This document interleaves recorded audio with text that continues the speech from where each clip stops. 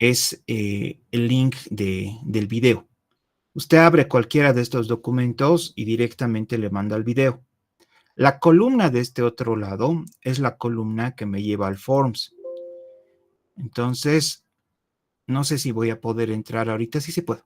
Porque para entrar a este Forms, usted tiene que estar aquí con la cuenta de la universidad, con la cuenta de Udabol. Si usted tiene la cuenta configurada en su celular, no va a tener ningún problema. Esto, por favor, me tienen que ayudar. Tienen que poner bien sus datos. No le estoy colocando dato de correo electrónico. Directamente donde dice apellidos, los apellidos, donde dice nombres, los nombres, ¿no? No lo pongan directamente nombre y apellido aquí arriba porque se va a desordenar la lista. Entonces, apellidos, nombres. Y todo, como ven, es selección múltiple. Las preguntas son bastante elementales, pero estamos hablando de que son 13, 14 videos. Entonces, de los 14 videos que están ahí, hay 14 exámenes diferentes. Aquí hay 14 exámenes diferentes. Hay 2 exámenes de romanos y son 13 cartas, entonces hacen 14 exámenes. De estos 14, solo tienen que hacer 6. Solo tienen que hacer 6. Si alguno de ustedes abre este, por decir algo, y si saca de nota, porque le va a avisar la nota, no le va a decir las respuestas, pero le va a decir la nota. Se saca nota 60, entonces si quiere mejorarla, no vuelva a dar el mismo, de otro, ¿no? De otro y saca nota 90, entonces de otro y saca nota 100 y así vaya buscando. Tienen 14 exámenes de los cuales se van a calificar los 6 mejores. ¿Estamos bien? Si alguien agarra y saca en los 6 primeros exámenes 100, 100, 100, ya los demás tal vez por curiosidad quiera dar, no es problema, ¿no? Pero lo que yo quisiera es que tengan la mayor cantidad de nota posible con esto. Por un lado. Otra cosa, para lo que es las fechas para entrega de esto, les he mandado un documento de Word el primer día de clases. Ese documento de Word lo voy a pulir un poco, pero las fechas que hemos colocado, eso vamos a respetar. La fecha para entregar todos los microparciales es los últimos días de clases. Me parece, no me acuerdo bien, que sí que lo hemos puesto el último sábado de clases. Otra cosa, el día sábado, después de clases, más o menos para final de la tarde, voy a colgar el examen. El examen es de todo lo que hemos avanzado hasta el día sábado. El día sábado vamos a avanzar solamente Biblia, o en otras palabras, quisiera que todos los que asistan vayan con Biblia. Vamos a revisar lo que es el libro de Romanos, primera y segunda carta del libro de Corintios, ¿no? Las 3 cartas vamos a revisar el día sábado.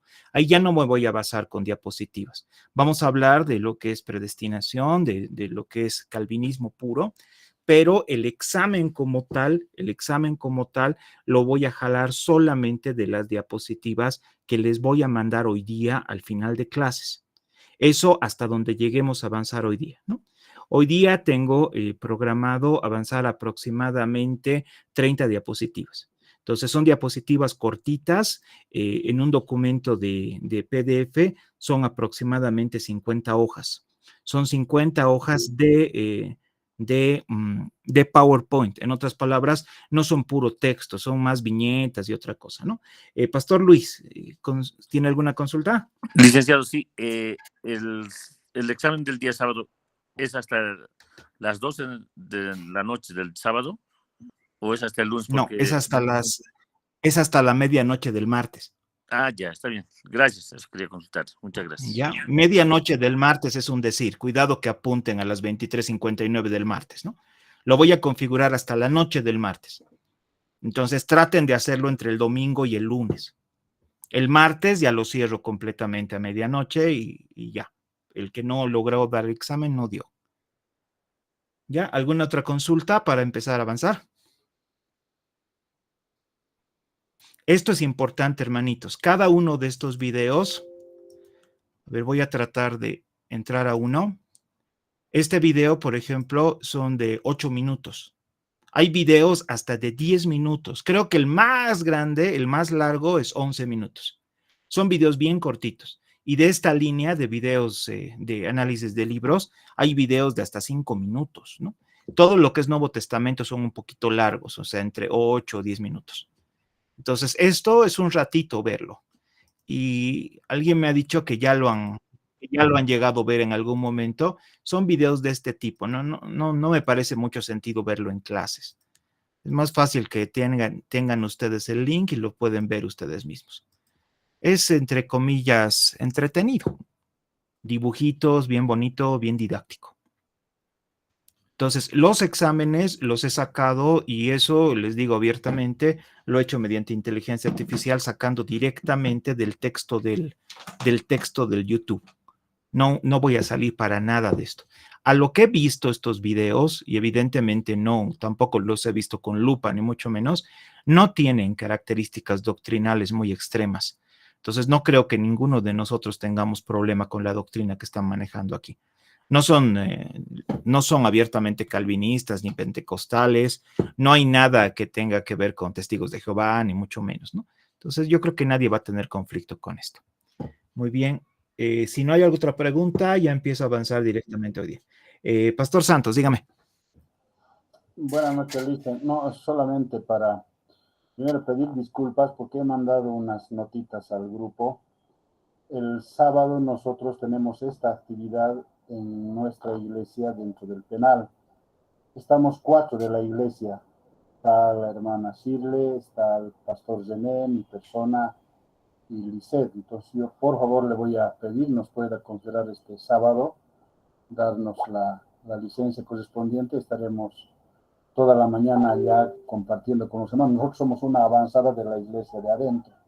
Entonces estamos a los 12 años y quisiera yo pedirle permiso para mi persona, para Lisset y para René, pero vamos a dejar que la hermana Sirle pueda quedarse para que también nos pueda transmitir todo lo que se va a abarcar el día sábado. Gracias. Ya, está bien, pastor, no tengo problema.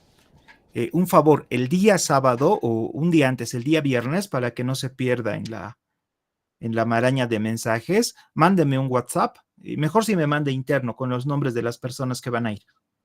De todos modos, voy a tratar de grabar la clase del sábado completamente. Ya, gracias, Lisa, me agradezco. Listo. A ver. Josué Fidel, dígame, Josué. Bueno, buenas noches, licenciado. Bueno, yo también, aprovechando, creo que el momento es simplemente para pedir un permiso. También el día viernes estoy viajando a Copacabana, a una conferencia, a Coroico, y voy a estar en la clase, pero virtualmente. Eso nomás, tal vez le quería decir. No se preocupe.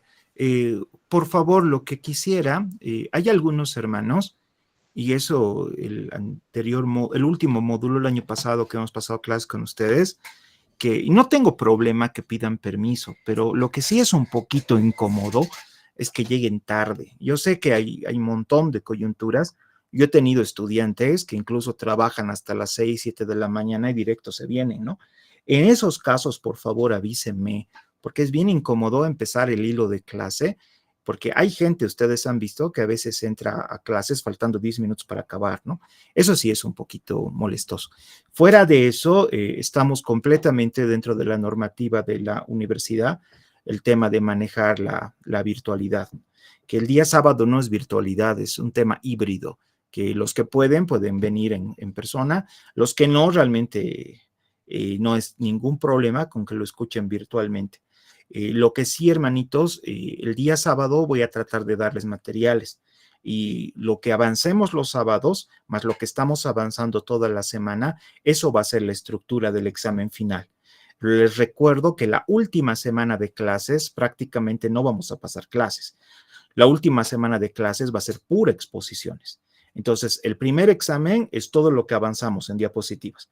El segundo examen es todo lo que avanzamos en diapositivas y el examen final va a ser las 2 primeras diapositivas más lo que avancemos los días sábados, ¿no? Que eso ya va a ser un material un poquito más denso. Ya, ¿alguna otra consulta, pregunta? Licencias, todo, mándenme por WhatsApp, hermanitos. Por WhatsApp. Ahorita me acaba de pedir licencia Josué y la verdad no lo he anotado. Entonces, mándenme por WhatsApp y mejor si me manda ese mismo día para que no lo pierda, ¿ok? Ya, entonces estoy dejando de compartir en este momento. Cerraré un par de ventanas y apunto a compartir la diapositiva del día de hoy.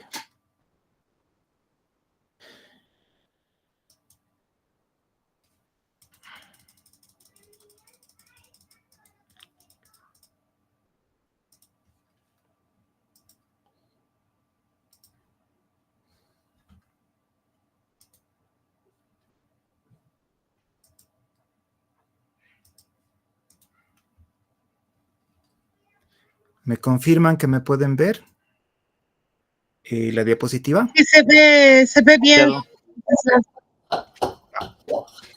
Esto hemos quedado acá acerca de características de Pablo como personaje, como individuo, como líder.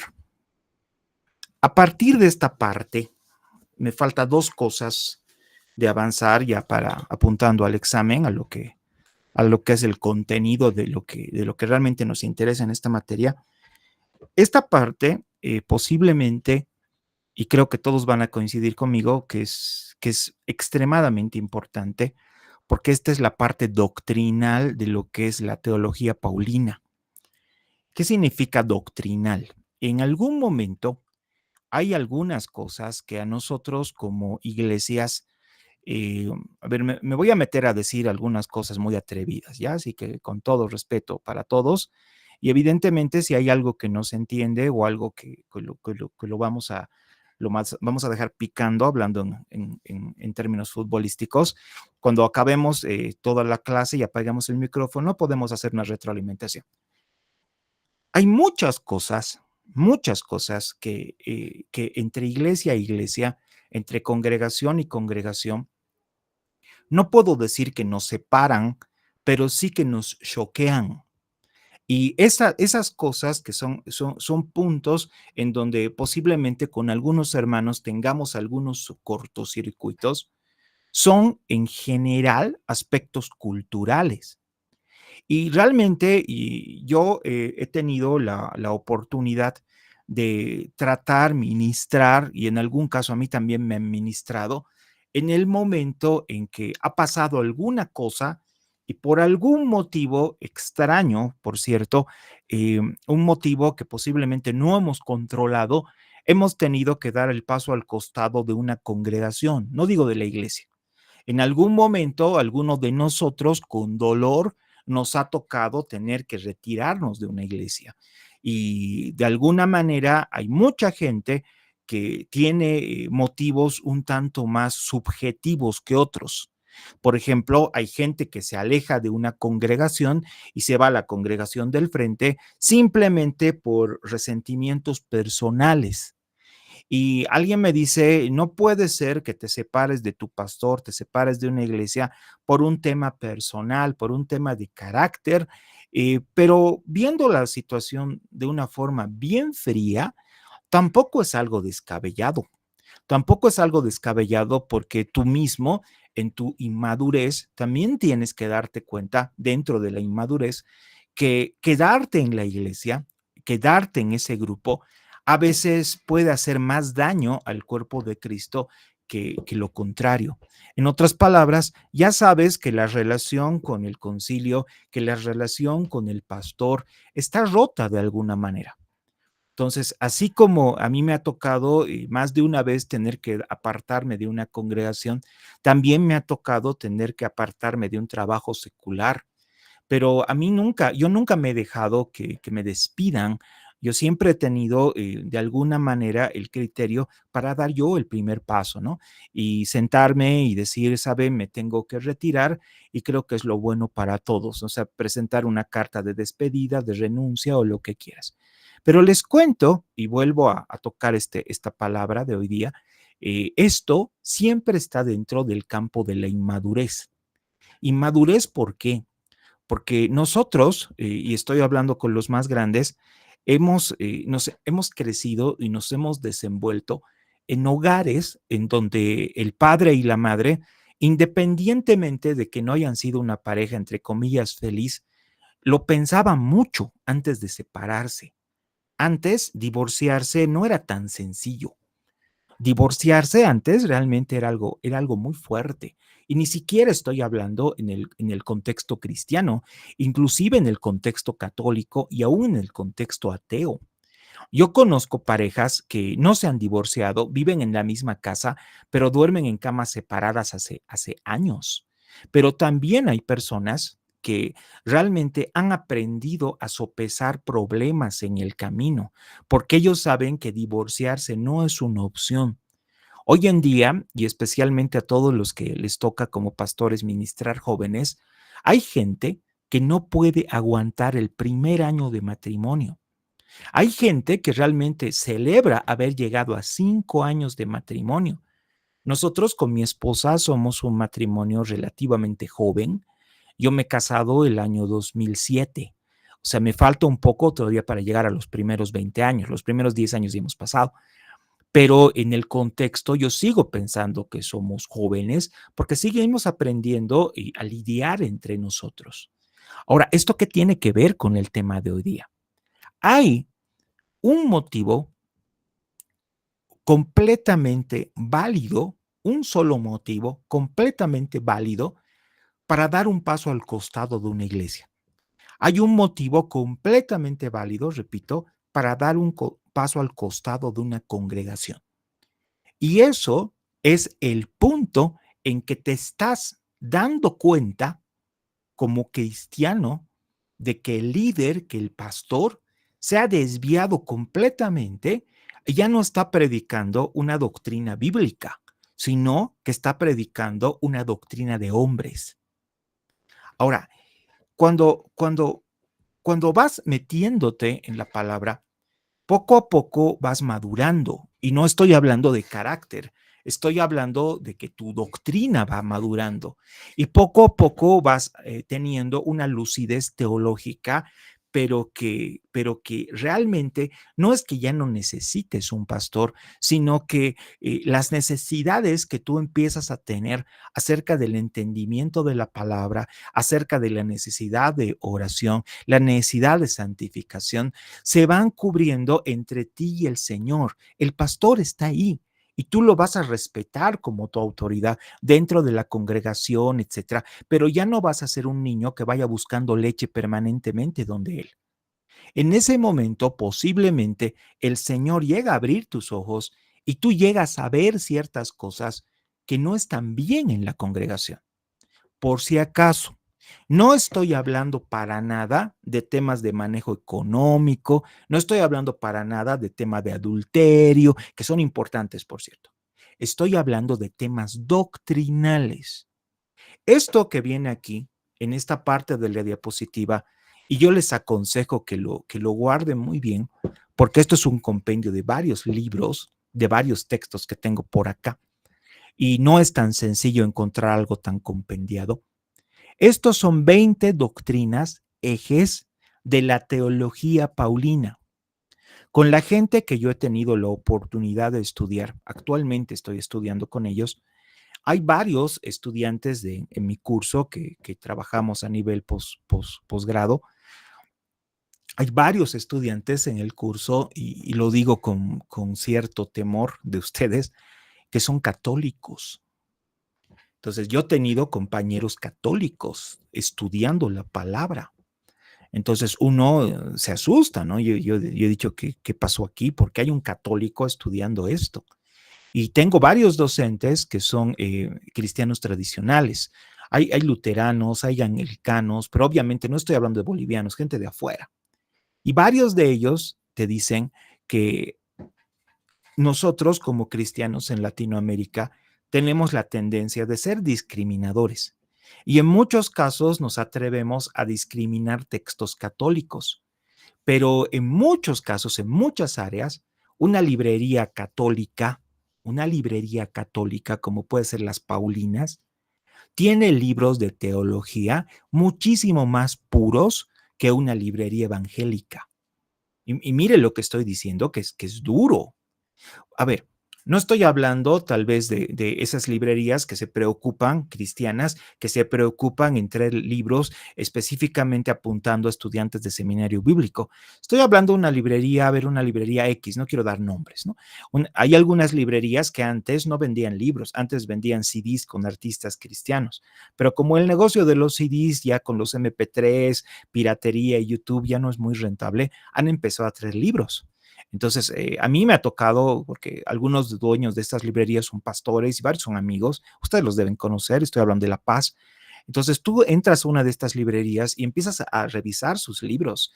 Y es increíble porque todos los libros, no todos, el 99% de los libros son libros relativos a motivación, son libros relativos a prosperidad, son libros relativos en especial a liderazgo. Esos son los ejes de temas que hoy en día las librerías cristianas están moviendo. Pero cuando te vas a una librería católica, pasa algo interesante. En una librería católica, la mitad de sus libros tienen que ver con educación y otro tanto de sus libros tiene que ver con autores que llevan como 400 años muertos. Entonces son libros que realmente han pasado el curso del tiempo. Uno, con cierta lucidez cristiana evangélica y teniendo las doctrinas paulinas bien ubicadas, estas doctrinas, uno ya tiene la madurez y el criterio para diferenciar las cosas. Por si acaso, esta universidad no es una carrera abierta de teología, es una carrera de liderazgo pastoral. Y el líder pastoral no es un teólogo por excelencia. El líder pastoral es una persona que tiene que tener las herramientas para afrontar, para confrontar todas las líneas del mundo que se nos puedan venir encima. Eso no quiere decir que alguno de ustedes con cierta curiosidad, más morbo que curiosidad, se le ocurra un día organizar en su congregación un estudio acerca del libro del Islam o algo por el estilo. No estoy diciendo eso. Tampoco estoy diciendo que se vayan a la librería Paulina a sacar doctrina mariana, ¿no? O sea, a estudiar la Virgen María, las apariciones de la Virgen de Guadalupe y todas esas cosas raras. No estoy diciendo eso. Lo que estoy diciendo es que tenemos que aprender a diferenciar el bien y el mal y a diferenciar lo correcto y lo incorrecto y al mismo tiempo a diferenciar lo inspirado de lo no inspirado.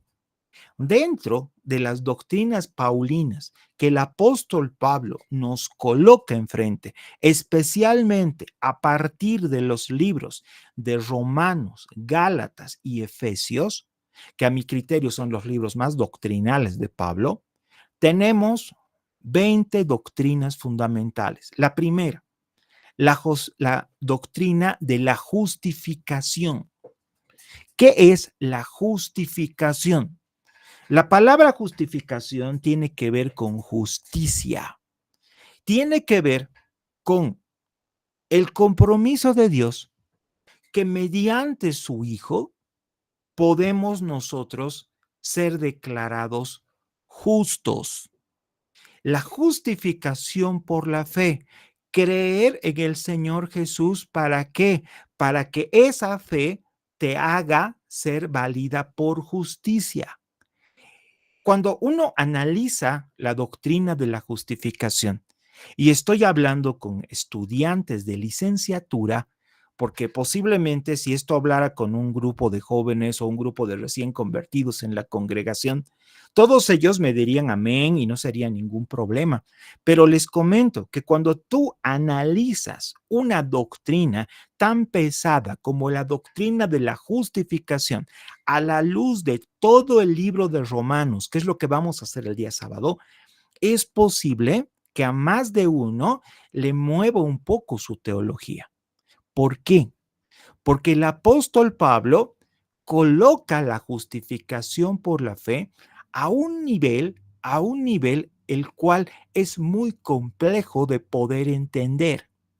Varios de nosotros pensamos y nos quedamos, y muchos hermanos se quedan con la frase que dice en Hechos, ¿no? Cree en el Señor Jesús y serás salvo tú y tu casa, ¿no? Ya he creído, soy salvo y todos somos salvos y listo. Y ese tipo de doctrinas, entre comillas, manejadas de una forma tan simplona, deriva en lo que hablábamos el otro día acerca de grupitos que hablan del salvo siempre salvo y cosas, aberraciones que verdaderamente nos dan una carta blanca para pecar, una carta libre para pecar. Eso es muy peligroso. La primera doctrina, la doctrina de la justificación por la fe. Esto viniendo a partir de las enseñanzas puras de Pablo. La segunda doctrina, la doctrina de la gracia de Dios.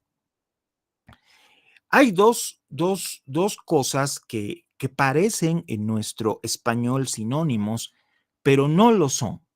Una es la doctrina de la gracia y otra es la doctrina de la misericordia de Dios. Uno es la gracia y otro es la misericordia. La gracia es lo que Dios nos da a pesar de que no lo merezcamos. Todo lo que Dios nos da que nosotros no lo merecemos por justicia. Eso es la gracia. La misericordia es lo que Dios no nos da a pesar de que nosotros sí lo merecemos.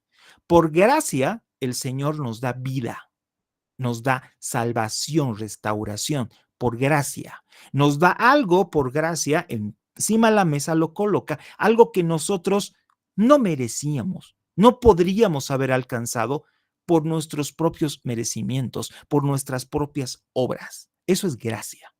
Por misericordia, el Señor contiene su ira. Por misericordia, por la misericordia de Dios, la palabra dice que no hemos sido consumidos. Un día más de vida es para agradecerle al Señor, porque lo que nosotros merecemos por justicia es la muerte. La gracia es el favor inmerecido de Dios. Ahora, todo esto está evidentemente conectado por la cruz. ¿Por qué? Dios no es injusto. Dios, repito, no es injusto. A ver, cuando yo doy verdades fundamentales, siempre hay algunas cosas que independientemente de que parezcan muy simples de entender, no son tan simples. Por ejemplo, imagínate que un día eres niño, tienes 10 años, 8 años o algo así, y has sido invitado a la casa de una amiga de tu mamá, de una señora completamente extraña. Como eres un niño pequeño, poco a poco empiezas a agarrar confianza. Y empiezas a agarrar confianza, empiezas a corretear como un niño normal, y de la nada tienes un accidente. Y el accidente consiste en que haces caer un florero muy valioso de la señora, que no tiene nada que ver contigo la señora. El florero se cae y todos nos ha pasado esto alguna vez. Si no en la casa de nuestros padres, en la casa ajena, en cualquier lado, cuando eres un pequeñito y ves que un plato, un florero, un vidrio, un vaso, se está cayendo de a poquito, lentito, lentito, y tú te quedas quieto, no lo puedes agarrar, se desploma y se destruye. En ese momento, tu mamá no sabe dónde meterse y tú te quedas frío porque sabes que te va a venir un castigo. Pero de pronto pasa lo impensado. Viene la señora, saca un basurero, lo limpia, te sonríe y hasta te da un dulce y te dice, hijito, no te preocupes, aquí no ha pasado nada. Tu mamá está roja de la vergüenza y la señora, muy amiga de tu mamá, le dice a tu mamá, no te preocupes, te lo digo en serio, aquí no ha pasado nada. Cuando acaba de barrer, da la vuelta el mantel y todos siguen en la reunión, siguen comiendo lo que sea y no hay vestigios de que en esa mesa haya habido nunca un florero. Ahora, eso es el perdón de Dios y está bien, pero hay un tema. Cuando tú vuelves a la casa, no hay florero, no hay florero, no hay. Uno mira esta situación y dice, la señora te puede perdonar, sí te puede perdonar, pero eso no significa que el florero se vuelva a armar. Alguien, del bolsillo de alguien, tiene que salir el dinero, los recursos para volver a comprar un florero. Eso es justicia. Y acá en el libro de Efesios nos dice, por gracia sois salvos por medio de la fe, y esto no de vosotros, pues es don de Dios, no por obras para que nadie se gloríe. Nosotros no restituimos el florero. El castigo, lo ha soportado Jesucristo. Y lo ha soportado Jesucristo porque Él podía pagarlo. Nosotros no lo podíamos hacer. La gracia no es algo tan simple, hermanos. La gracia, esa gracia le ha costado al Señor Jesús la última gota de sangre que Él tenía. Cada gota ha sido invertida en nuestras vidas y en el rescate de nuestras almas. Esta clase es doctrinal. Entonces, hay algunas cosas que inclusive no son tan sencillas de poder explicar. Por eso el día sábado voy a repasar todo esto. Si hay algunas dudas, algunas cosas que tienen acá y no vamos a poder posiblemente responderlas hoy día, para el día sábado sí, ya con marcador en mano y ya con el ambiente en el cual podamos interactuar directamente, va a ser un poquito más sencillo. La redención. ¿Qué es la redención? La redención es la capacidad de pago que tiene el Señor para poder rescatarnos. Esa redención es que alguien ha podido comprarnos para poder liberarnos. Hermanos, la paga del pecado es muerte y nosotros no podíamos pagarla porque el día que nacemos en este mundo, ese mismo día empezamos a correr con una sentencia de muerte. No puedes escapar de tu muerte. El ser vivo, según ciencias naturales, está destinado a nacer, crecer, reproducirse y morir. Algunos no crecen mucho, algunos no tienen la oportunidad de crecer, algunos no tienen la oportunidad de tener hijos, pero todos nosotros vamos a terminar muertos. El ajedrez es un juego muy, muy lindo en el cual tienes diferentes fichas con diferentes puntajes, con diferentes jerarquías. Tienes el rey, tienes el caballo, tienes el peón, pero cuando acaba el juego, el rey y el peón se guardan en la misma caja, independientemente de todo lo que lo hayas logrado en la vida o que no hayas logrado nada, todos terminamos en la misma fosa. El crecer, nacer, crecer, reproducirte y morir es una ley, entre comillas, natural. No podemos escapar de eso.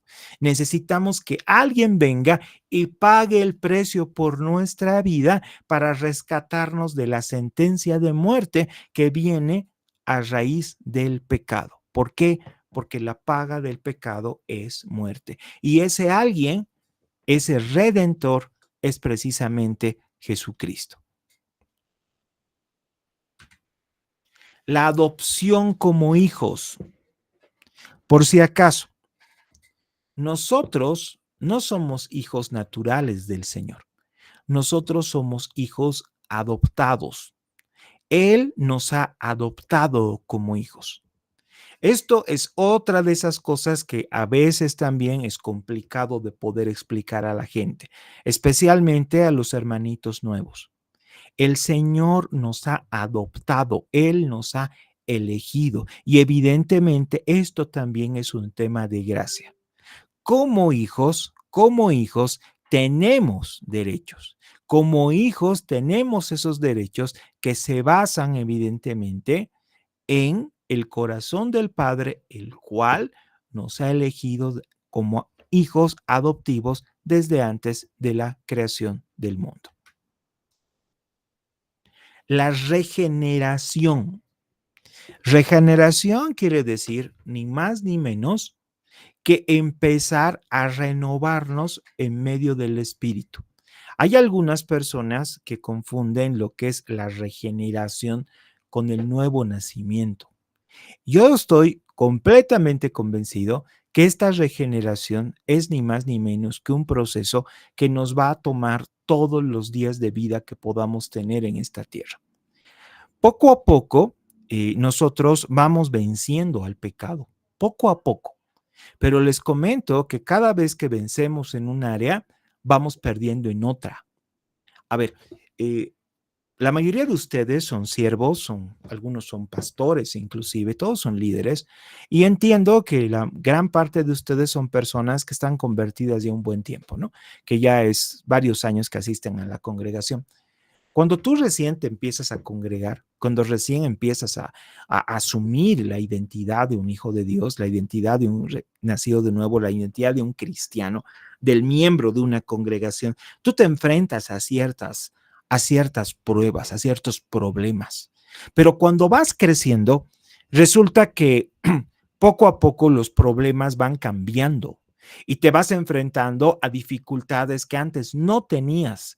Y todas las dificultades que has tenido siendo un niño en la fe han quedado en el olvido, han quedado atrás.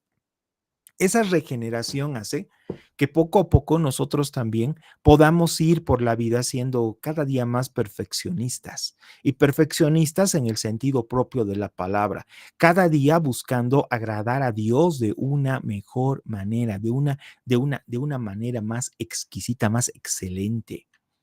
La reconciliación con Dios.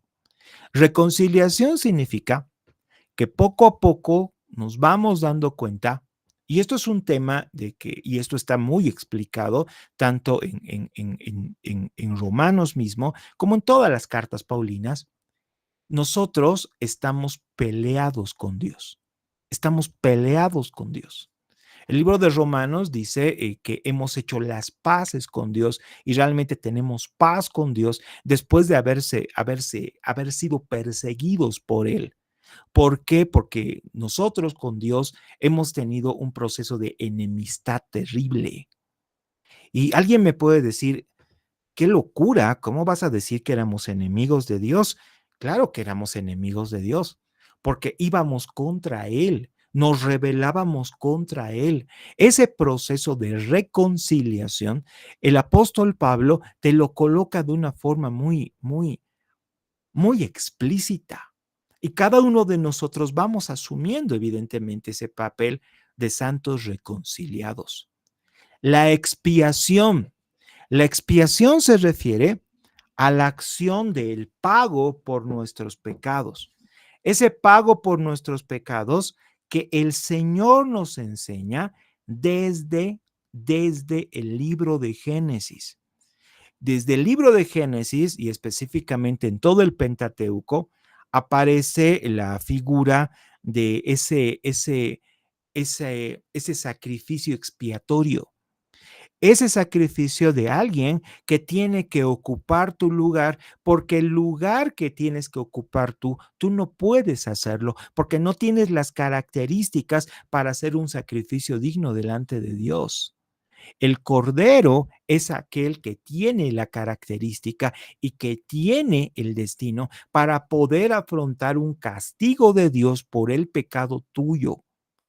Todo el libro de Génesis, libro de Éxodo, todo el Antiguo Testamento nos explica, nos cuenta la figura de ese cordero santo, de ese cordero que verdaderamente es el prototipo de lo que va a terminar siendo en su ministerio el mismo Jesucristo. La santificación es el proceso por el cual nosotros somos apartados para Dios y somos hechos santos por el Espíritu Santo. Santos por medio específicamente del Espíritu Santo. Ahora, una cosa hermosa es realmente poder disfrutar de algo verdaderamente santo. Saben, hermanos, hay algunas cosas que realmente cuando tú no lo analizas a los ojos de la palabra, te pueden llegar a asustar. ¿Cómo qué? Todos nosotros disfrutamos de cargar una guagua, ¿no? Agarramos un bebé, lo alzamos en la iglesia, a tus hijos, a tus sobrinos, algunos a sus nietos. Algunos pastores nos toca orar en presentaciones de niños, de algunos hermanos de la iglesia, y es algo muy dulce, ¿no? Alzar un bebito, y especialmente cuando tiene pocas semanas de vida y cuando no pesa nada, ¿no? Porque cuando alzas un niño de 6, 7 años ya es pesado. Cuando alzas un bebé es hermoso. Y nosotros en medio de ese bebé sentimos una inocencia santa. Hay algunas personas que ya estudian procesos bioquímicos que dicen los bebés irradian un tipo de feromonas que hacen que inmediatamente tú les tengas esa compasión, les tengas ese instinto protector y está bien, pero les comento que estos bebés también son pecadores. Estos bebés también necesitan conocer al Señor, así como lo necesitas tú. No hay una edad para conocerlo. El Señor se presenta a ti desde el mismo instante que tienes uso de razón. En una escuela bíblica, por eso es clave el que se pongan los puntos sobre las sillas y se ponga realmente el concepto de pecado sobre la mesa. ¿Por qué? Porque pensar que un niño, por ser niño, por no cumplir los 10 años o los 12 años es inocente, es algo realmente muy, muy nefasto y nos puede hacer mucho daño como personas. A nuestros hijos tenemos que confrontar con la figura del pecado, pero desde el mismo instante que ellos empiecen a hablar. Así funciona. La santificación es un proceso. La santificación no es algo ganado por nosotros mismos, ni siquiera es ganado por Jesucristo. Es un proceso que surge a partir de la presencia del Espíritu Santo en nuestra vida. Por si acaso, tampoco la santificación es un proceso decisional. Tú no puedes decidir ser santo. No puedes decidir ser santo. Es una cosa que tienes que permitir que el Espíritu Santo termine obrando en tu persona, obrando en tu vida misma. Lo único que puedes hacer es dejar de pelear, dejar de batallar y empezar verdaderamente a morir. La resurrección de los muertos. Este tema de la resurrección de muertos era una doctrina que se venía del Antiguo Testamento y que incluso se debatía entre las sectas fariseas y saduceas. El apóstol Pablo te lo coloca de una forma muy directa, pero de una forma al mismo tiempo muy clara. Porque el apóstol Pablo, a diferencia de los fariseos, los saduceos y los israelitas del tiempo de Jesús, tenía una evidencia y la evidencia era que ellos habían tenido y habían vivido en un mundo donde la resurrección era algo plasmado por el mismo Jesucristo. A ver, no sé si se acuerdan el momento en que Lázaro muere. Cuando Lázaro muere pasa algo raro. Jesús no aparece en 3 días. Y cuando Jesús llega, no lo habían esperado con el cuerpo, lo habían metido directamente a la tumba. Entonces Jesús habla con una de las hermanas, con Marta, y le dice, Marta, muevan la piedra. Y ellos no querían mover la piedra. Marta le dice, pero Señor, él ya está oliendo mal, está 3 días muerto en la tumba. Y Jesús le dice, va a resucitar. Y Marta le responde algo extraño. Marta le responde, sabemos que va a resucitar el día de la resurrección. Ahora, lo interesante es de dónde ha sacado Marta esa doctrina. No es una cosa que Jesús les haya explicado directamente, o no es una cosa que Jesús lo haya innovado, se haya inventado. Al mismo tiempo, Pablo, desde todo el concepto, desde todo el contexto fariseo, es algo que lo ha manejado directamente. Nosotros vamos a resucitar. Ahora, este proceso de resurrección también viene por detrás varias problemáticas y problemáticas que le podría decir hasta logísticas. Alguna vez que hemos enseñado este tipo de doctrinas en la iglesia, siempre hay algunos hermanos con dudas medio extrañas, pero son dudas completamente válidas. Y estoy seguro que si estuviéramos en persona, algunos de ustedes tendrían las mismas dudas o posiblemente algunos ya las tienen. Por ejemplo, ¿qué pasa con una persona que muere en medio de una bomba? En el momento en que todo explota y que todo su cuerpo se va diseminando por muchas partes, ¿no? Se separa o algo así. ¿Qué pasa con la persona que la queman? O sea, que el cadáver lo incineran y resulta que por azares del destino agarran la cajita, la urna donde está el cadáver incinerado y lo tiran al mar. ¿Qué pasa con una persona que se está ahogando en el mar y de pronto viene un tiburón y se lo come? En todos estos casos no hay cuerpo, no hay cuerpo. ¿Qué pasa con una persona que dona sus órganos? Los mormones piensan así, por eso ellos no donan órganos, sangre, nada. Y uno como pastor empieza a pensar, o sea, ¿por qué me preguntan estas cosas? Y no es que te enojes que te pregunten estas cosas, sino que hay que reconocer que son aspectos muy complejos de poder responder.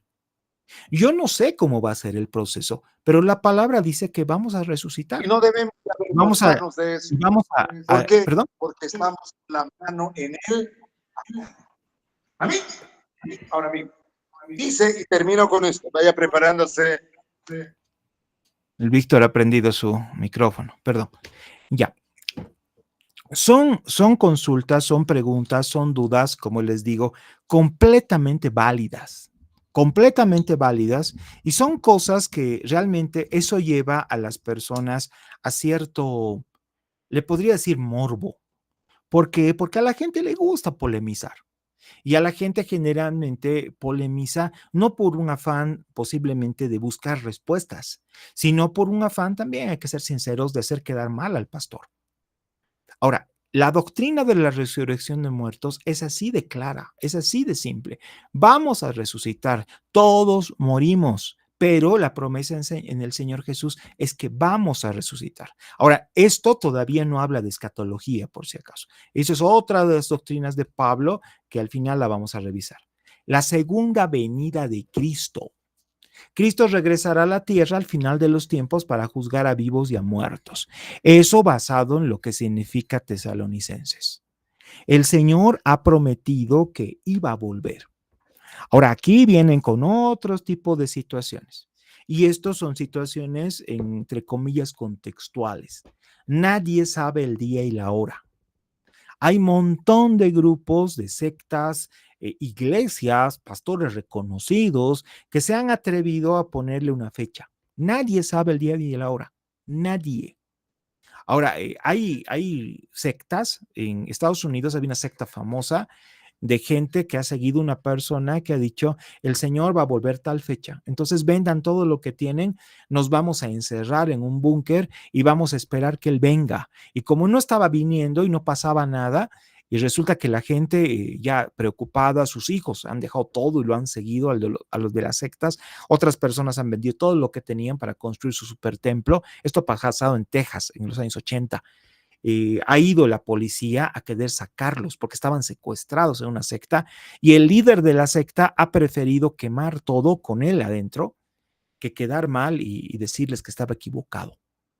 Hay movimientos cristianos actualmente que realmente giran todo, toda su doctrina, giran toda su religión, le llamaré así, en función de la segunda venida.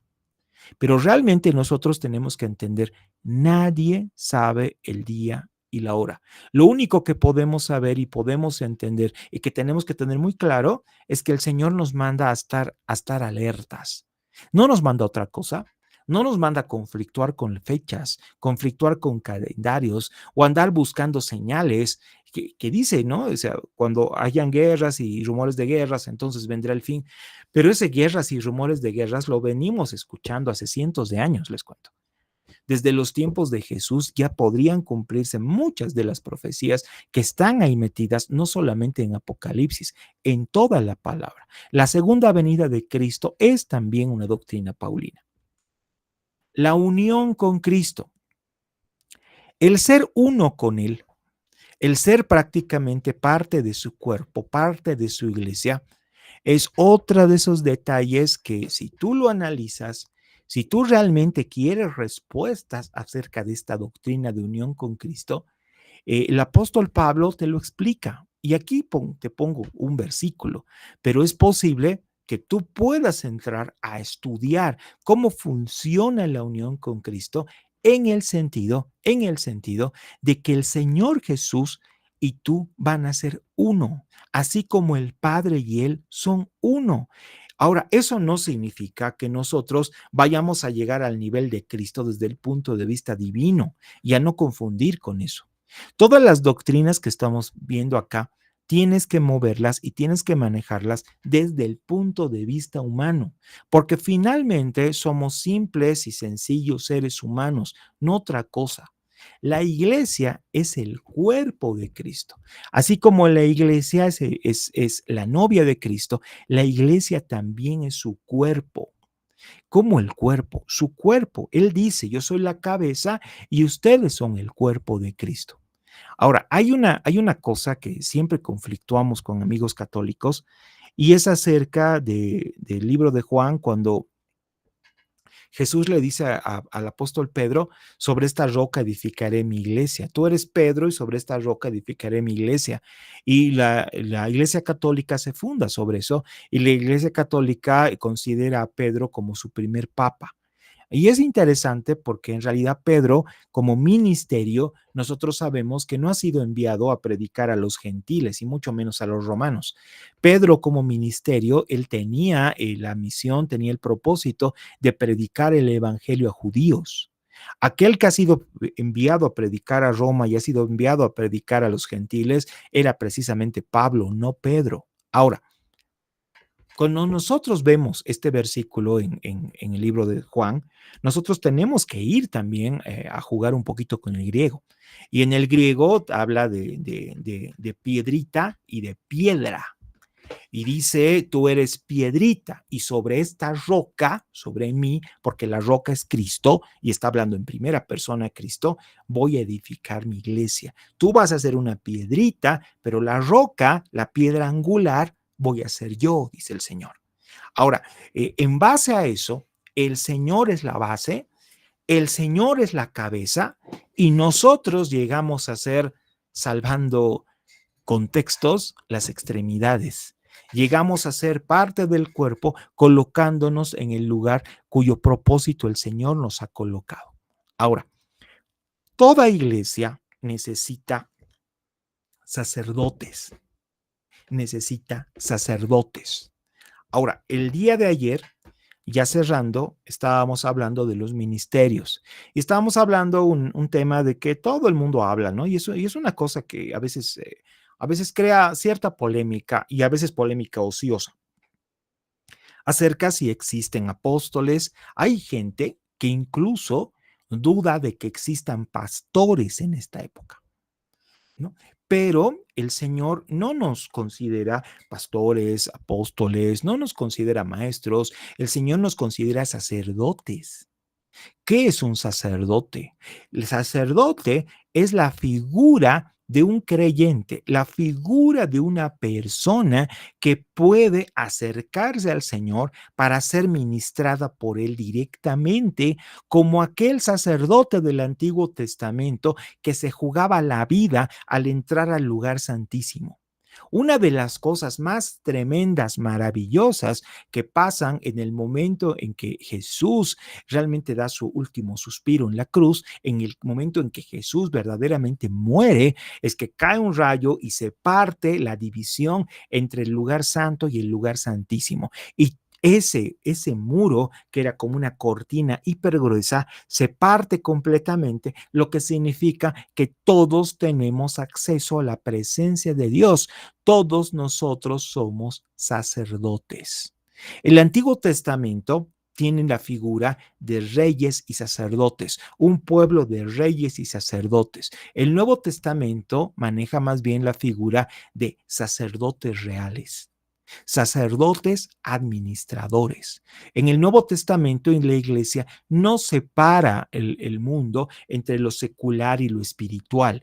Todos nosotros somos sacerdotes el 100% del tiempo. A ver, yo he conocido muchos hermanos, muchísimos hermanos, y les diré con temor que la gran mayoría de la gente que conozco tienen el concepto de que la iglesia son 4 paredes y que dentro de la iglesia van a tener un comportamiento, que ese comportamiento va a transformarse completamente el día lunes apenas pongan un pie en su trabajo. Y se olvidan que el Señor demanda de nosotros esa relación espiritual para con Él el 100% del tiempo. El Señor te llama a ser sacerdote tiempo completo donde te encuentres, donde estés. Ahora, alguien dice, yo soy pastor tiempo completo. Amén. Pero dime una cosa, tú como pastor, tienes un tiempo de poder distraerte, de poder recrearte. Hay muchos pastores que toman el día lunes como el día del pastor. Ahora, ese día lunes significa que vas a cerrarle el templo de tu corazón y te vas a ir al mundo, te vas a ir a jugar, te vas a ir a recrear, vas a irte a comer, a divertir y vas a dejar todo tu cristianismo de lado, pero de ninguna manera. O sea, lo que estoy diciendo parece una locura. Entonces, ¿por qué al revés tiene que cambiar? ¿Por qué las personas que no tienen la oportunidad de trabajar tiempo completo en la iglesia van a dejar la congregación solamente para los tiempos, un día a la semana, 2 días a la semana, y el resto del tiempo se van a comportar como vulgares gentiles? Nosotros estamos llamados a ejercer ese sacerdocio tiempo completo. Aquí viene dos cosas fuertes. Uno es la doctrina de la elección y otro es la doctrina de la predestinación. Estas dos, como les he dicho el otro día, quiero discutirlas en persona con ustedes. En persona es un poquito más fácil. Voy a tratar de adelantar esto al día sábado para que no se quede un poco en el aire, pero por otro lado, para que tengamos todos la seguridad total de que podemos tener los conceptos básicos y básicamente, reitero el término, básicamente es la doctrina calvinista por excelencia. Hay doctrina calvinista, hay doctrina hipercalvinista y hay por el otro lado y el otro extremo la doctrina denominada arminiana. El día sábado revisamos eso, por favor. Elección y predestinación. La seguridad de la salvación. Esto para todos aquellos de que realmente andan con esa duda existencial de que si la salvación se pierde o no se pierde. Y por si acaso, tengamos mucha paciencia, mucha tolerancia con estos hermanos, porque yo he conocido hermanos muy comprometidos y al mismo tiempo bien perfeccionistas. Y ese tipo de gente que básicamente te dice, yo he caído en un pecado bien terrible y yo creo que he perdido mi salvación, te dicen. E inclusive muchos de ellos que piensan así, se siguen congregando. Entonces te dicen, yo estoy completamente apartado. Mi pecado es tan duro, tan crudo, que ni siquiera lo puedo confesar a otro ser humano. Y yo sé que el Señor ya no me va a permitir volver. Pero se siguen congregando, no se han rendido, pero siempre está con la duda, ¿soy salvo o no soy salvo? ¿Seré salvo o no seré salvo? Les he dicho el otro día, hay gente, cuando se trata de hablar de la doctrina de la seguridad de la salvación, hay muchos tipos de personas. Hay personas que están seguros de su salvación, pero no son salvos. ¿Y por qué digo que no son salvos? Porque el libro de Santiago nos muestra, ¿no? Realmente yo te muestro mi fe por mis obras. Y hay personas que te dicen, y eso les contaba una conversación que una vez he tenido con el hijo de un pastor, que me decía, cuando yo me muera, el Señor tiene el deber de recibirme en el cielo. ¿Y por qué? Porque estoy muerto. Todos los muertos se van al cielo de forma automática. Se congreguen, no se congreguen, sean cristianos, católicos o lo que sea. Todos los muertos se van al cielo. Esto es un tema de películas de Hollywood. Todas las películas de fantasmas, de angelitos y cosas por el estilo se basan en eso. Hay otras personas que son salvos, pero andan con una paranoia tremenda, pensando que posiblemente haga una cosa tremenda un día antes o el mismo día de mi muerte y pierda mi salvación.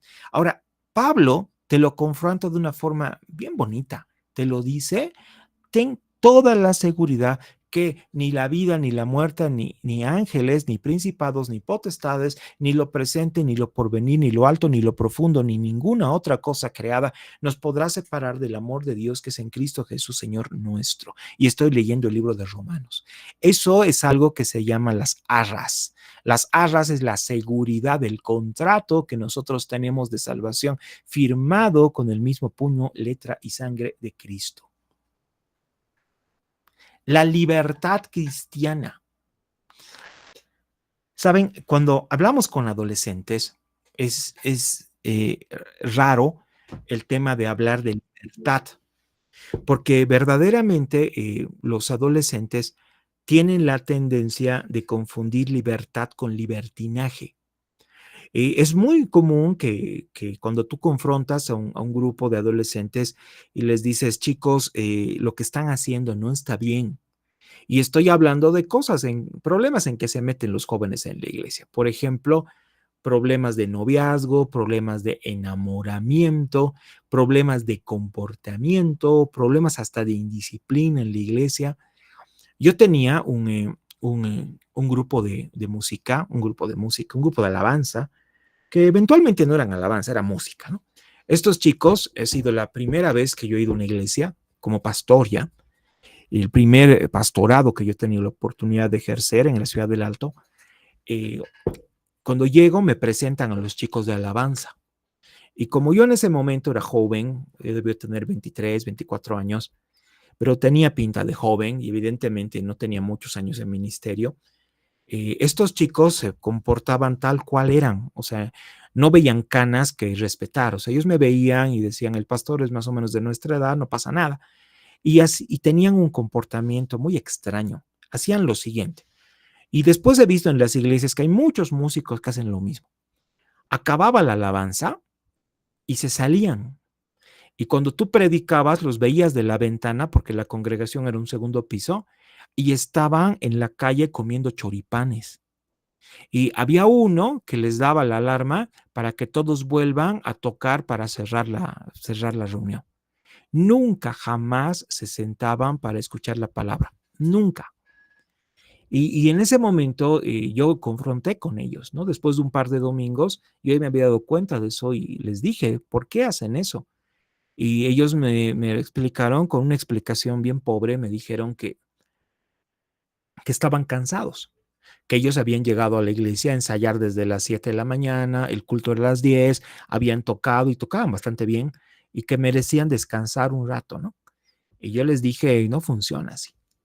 Y los confronté para que hagan un discipulado conmigo y ahí se rebelaron y prácticamente salieron de la iglesia todos. Y uno de los argumentos era que aquí quiere usted volverse un dictador y no nos deja ejercer nuestra libertad. El concepto de libertad no es hacer lo que quieras, hermanos. El concepto de libertad es dejarte guiar por Cristo. Dejarte guiar por Cristo. Un pastor una vez me lo explicó de la siguiente manera. Me dijo, nosotros somos trenes, no somos bicicletas, somos trenes. ¿Y dónde un tren puede ser verdaderamente libre? ¿En la arena o en las vías del tren? Y en las vías del tren verdaderamente puedes volar. En la arena, queriendo ir por donde tú quieras, sin una guía, sin un camino predeterminado, queriendo hacer lo que tú quieras, ejercitando tu, entre comillas, libre albedrío, lo único que vas a hacer es enterrarte. La libertad cristiana o la libertad en Cristo es precisamente eso. Darte cuenta que no puedes ser libre fuera de Cristo porque siempre hemos sido esclavos de algo denominado pecado. Ese pecado que te hace alejar de la presencia de Dios. No podemos ser libres. ¿Por qué? Porque el pecado manda y la muerte reina en nuestras vidas. Los dones espirituales. Hay gente que habla de un ministerio cesacionista. El cesacionismo no solamente habla de que ya no hay profetas, de que no hay palabra y que la Biblia está completamente terminada de escribir. El cesacionismo también habla de que el Espíritu Santo, las obras del Espíritu Santo, solo han sido ejercidas en el Nuevo Testamento, en el libro de los Hechos, en la primera instancia de la iglesia primitiva. Y que nosotros no tenemos derecho de aplicar esos dones espirituales. Pero les comento que la Biblia explícitamente en ningún momento dice eso. A veces nosotros nos dejamos guiar por mucho de lo que es tradiciones y tenemos que reconocer que hay en la iglesia gente que cree en dones y gente que no cree. Irónicamente, muchos de los que no creen en dones, muchos de los que no creen en milagros, son personas que han visto milagros en su vida. Y también hay mucha gente que cree en milagros, que cree en manifestaciones del Espíritu Santo, que ni siquiera en su vida han visto o han sentido hablar en lenguas, ni mucho menos. A mi criterio, es un tema de madurez espiritual. Es un tema también de humildad por parte nuestra, pero ante todo es un tema de muchísimo discernimiento. No vayas buscando o mendigando dones o mendigando milagros, porque al final, si vas mendigando milagros y buscando dones, vas a terminar como esos fariseos que permanentemente al Señor le pedían señales, y el Señor jamás hizo señales con un afán de quedar bien. Todo señal, todo milagro, toda obra maravillosa que hizo Jesucristo en su ministerio fue con propósitos determinados. En ningún caso fue por temas de marketing. Cuando el Señor Jesús tenía que resucitar un muerto, generalmente lo que hacía es hacer que todos se vayan y que Él lo dejen solo. Cuando el Señor Jesús tenía que hacer un súper milagro del nivel de multiplicación de panes y peces, Él podía convertir un cerro en pan, pero Él no lo hacía. Él prefería ver a sus discípulos acarreando canastas con panes y peces. ¿Para qué? Para que la gente vea, pero al mismo tiempo no gire su presencia, no gire su pasión por seguir al Señor solamente en un afán de panes y peces. Y a pesar de eso, en un momento dado Jesús los confronta y les dice: ustedes solamente quieren venir conmigo porque tienen hambre, solamente quieren venir conmigo porque buscan milagros. El mismo Herodes, hijo de Herodes el Grande, lo único que quería con Jesucristo era un espectáculo. No seamos así, no busquemos espectáculos. Si el Señor nos va a dar estos dones espirituales, amén. Si el Señor realmente va a permitir que por nuestras manos, por nuestro ministerio, se obren, pero milagros increíbles, pues amén, disfrutémoslos. Pero en ningún caso nos frustremos cuando la respuesta del Señor ante una situación compleja, complicada, de salud, de pobreza, de enfermedad, de lo que sea simplemente no. Los dones espirituales son parte de la doctrina paulina, por si acaso. Los frutos del Espíritu. Siempre que hablamos de frutos del Espíritu, nos vamos a girar en torno a Gálatas capítulo 5, que dice: el fruto del Espíritu es amor, gozo, paz, paciencia, benignidad, bondad, fe, mansedumbre, templanza. Contra tales cosas no hay ley. Ahora, aquí hay una cosa verdaderamente interesante que Reina Valera lo traduce muy bien. Nunca he tenido la oportunidad, nunca me llamó la atención la Biblia de las Américas, y la verdad nunca me he ocupado de hacer una exégesis de esto, pero sí, Reina Valera habla de los frutos del Espíritu en singular. El fruto del Espíritu es amor. El fruto del Espíritu es amor. Y aquí falta 2 puntos. Y el amor es gozo, paz, paciencia, benignidad, bondad, fe, Contra todo esto que gira en torno al amor, no hay ley. El libro de Corintios es más extremo, dice: sobre todas las cosas guarda el amor. Y el amor es algo que Corintios lo maneja como ese amor remar, ese amor que es nuestra relación con Dios, ¿no? Nuestra relación con Dios. Ese es el amor destinado solamente a la presencia de Dios en nuestras vidas. La santidad práctica. Los creyentes somos llamados a vivir vidas santas, separadas del pecado y dedicadas completamente a Dios.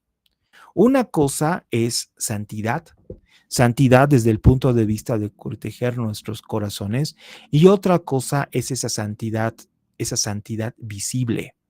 En el Nuevo Testamento, en 1 de Pedro, te dice: sed santos porque yo soy santo.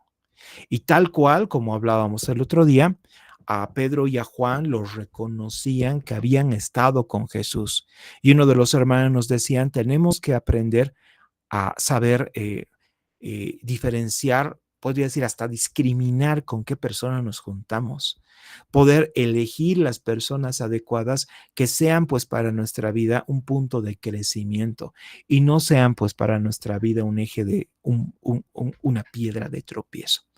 Ahora, Pablo tiene unos puntos, 15 puntos, que se denominan también los misterios de Dios, de los cuales nosotros somos administradores. En 1 Corintios 4:1 te explica exactamente eso, misterios de Dios de los cuales nosotros somos administradores. ¿Qué significa un misterio de Dios? Son cosas que están ahí, son cosas que han pasado, son cosas que están presentes en nuestra vida, pero que lamentablemente nosotros con nuestros recursos académicos, humanos, no los podemos explicar. A ver, vamos por estos. El misterio de lo que es el Evangelio. ¿Qué es el Evangelio? ¿De dónde viene? ¿A dónde va? ¿Y cómo opera? Nosotros podemos teorizar y hacer libros sobre el Evangelio, pero plenamente entenderlo realmente es un misterio. El misterio de la encarnación de Cristo, el misterio de la voluntad de Dios, el misterio de la unión entre Cristo y la iglesia. ¿Cómo es eso posible? Tenemos por medio del Nuevo Testamento ciertas figuras símiles que nos hacen ayudar a entender esta unión. Y Efesios nos hablan de la unión de un esposo y una esposa. Pero a pesar de ser un símil, no es una cosa perfectamente explicada. Recordemos que el Nuevo Testamento y el Antiguo Testamento han sido escritos para que nosotros los podamos entender y por eso es que están escritos en un idioma humano. Sin embargo, ese idioma humano siempre se va a quedar corto en confrontación con la verdad, en confrontación con la totalidad de la explicación de estos conceptos.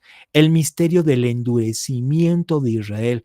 ¿Por qué Israel se ha cerrado al Mesías? ¿Por qué? Eso no lo entendemos.